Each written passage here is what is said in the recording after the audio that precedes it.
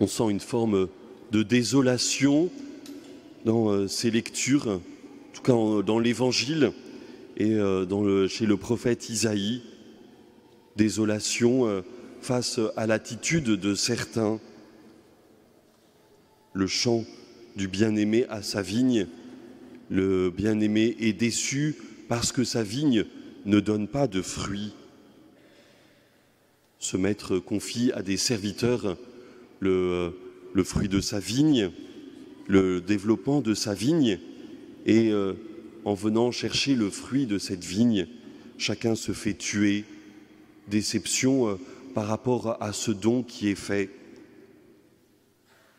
Il y aurait une désolation profonde dans les lectures d'aujourd'hui qui pourrait peut-être nous entraîner à une forme de résilience en disant qu'importe, voilà, cela vient décevoir le Seigneur et alors ce sera confié à d'autres.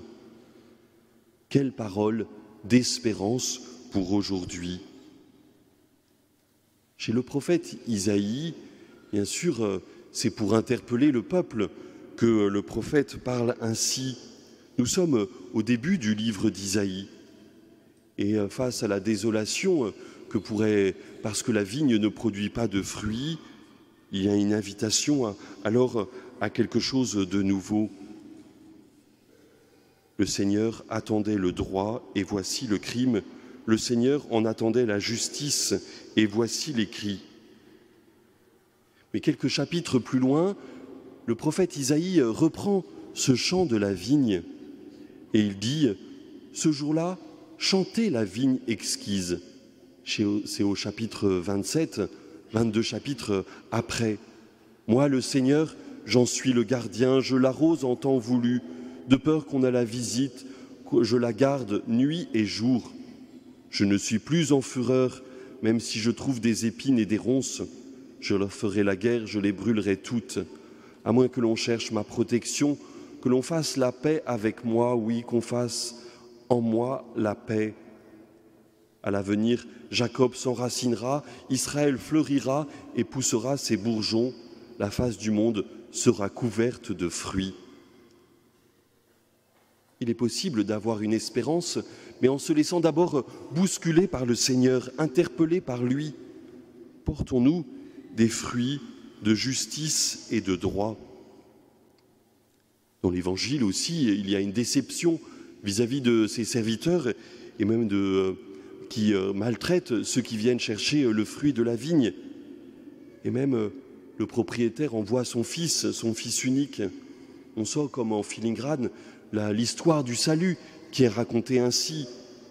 Des prophètes envoyés par Dieu n'ont pas été respectés et le Fils unique, le Christ lui-même, n'a pas été respecté.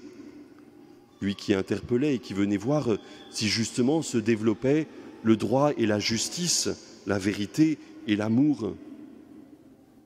Ils se sont saisis du Fils, ils l'ont condamné, ils l'ont crucifié. Mais est-ce que l'histoire s'arrête là ? Si aujourd'hui nous sommes rassemblés, c'est bien parce que nous savons et nous croyons que Dieu est plus fort, que la mort est vaincue par la résurrection du Christ.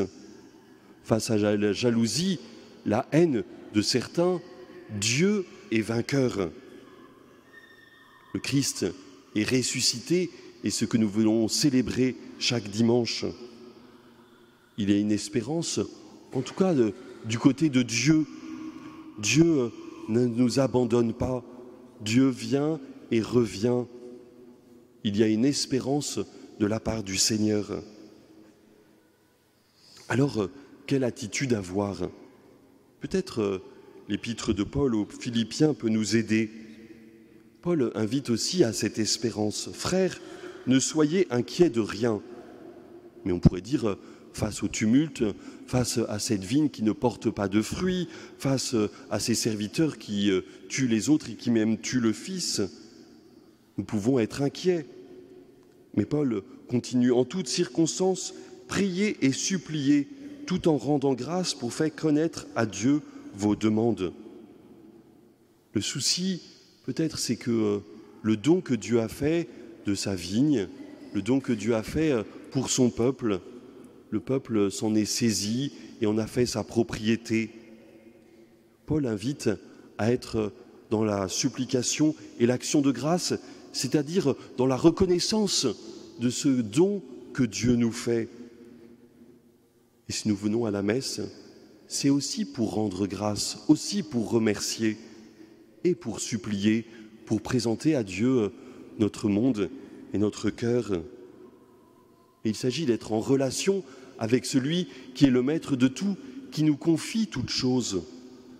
La première attitude, elle est donc dans la reconnaissance de ce don de Dieu, non pas s'approprier, mais recevoir et rendre grâce.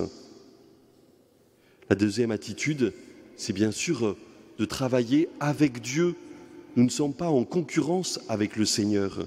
Nous sommes avec lui pour construire son royaume, royaume de justice et de paix, de vérité et d'amour.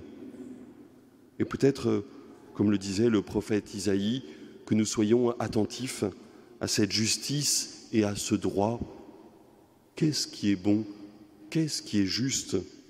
Est-ce que nous travaillons à ce qui est bon et à ce qui est juste? La vigne du Seigneur veut produire du fruit et du fruit en abondance. Que nous puissions justement travailler avec le Seigneur pour cet amour qui se donne, cette vérité qui se cherche, cette justice qui veut se donner pour tous, cette attention aux plus pauvres, aux plus faibles, à la veuve et à l'orphelin, comme aiment le dire les auteurs de la Bible. Oui, nous sommes là avec le Seigneur. Si aujourd'hui le Seigneur nous interpelle par ses lectures, il nous invite aussi à l'espérance, car lui, Dieu est fidèle. Il est là avec nous pour toujours. Alors, frères et sœurs, peut-être déposons devant le Seigneur nos inquiétudes, mais reconnaissons que le monde nous est donné par Dieu et que nous avons d'abord à lui rendre grâce et à travailler avec lui. Nous ne sommes pas contre le Seigneur, nous sommes avec le Seigneur. Tout à l'heure, en déposant le pain et le vin sur l'autel, nous demandons au Seigneur d'en faire son corps et son sang. Le pain et le vin, c'est à la fois le travail de l'homme, mais aussi le fruit de la vigne, le fruit de la terre. Et le prêtre redit ces paroles: « Tu es béni, Dieu de l'univers, pour ce pain et ce vin, fruit de la terre et du travail des hommes, fruit de la vigne et du travail des hommes. » Il y a ce « et », ce reconnaissance de ce don de Dieu et cet amour, cet travail de l'homme aussi qui est important. Et après, Dieu vient en faire son œuvre de salut. L'Eucharistie, c'est justement à la fois rendre grâce pour l'œuvre de Dieu, le don de la terre et de la vigne, le don de chacun, mais aussi nous présentons notre travail, nos réussites et nos échecs, et nous demandons au Seigneur de tout transformer pour en faire son œuvre de salut. Oui, que nous puissions être dans l'espérance. Dieu est fidèle et il nous aime pour toujours. Amen.